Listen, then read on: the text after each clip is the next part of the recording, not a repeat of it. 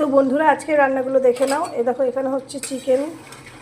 আজ একটু চিকেন করছি। চিকেনে আলু বেশি দিইনি, মাত্র 2টো আলু আছে, কারণ একটা মাম্মাম এখন খাবে আর একটা রাত্রে খাবে। ও আলুটা খেতে চিকেন ভালোবাসে, অন্য সবজিগুলো মানে খায় না। আর আজকে যে সবজিটা করেছি ওটা তো মানে খাবেই না। আর এ দেখো এটা ছানা, এটা তোজো খাবে ছানা। আর এই দেখো এটা হচ্ছে বরবটি, আলু, বেগুন, কুমড়ো সব কিছু দিয়ে একটা তরকারি করেছি। আর এটা আমাদের তো বেশ ভালোই লাগে। ওপরটা একটু শুকিয়ে গেছে, অনেকক্ষণ আগে হয়েছে, তো একটু ঘাটলে জিনিসটা দেখতে আরও ভালো লাগবে। সকাল সকাল করে নিয়েছি। আর এই দেখো লেবু কাটা আছে।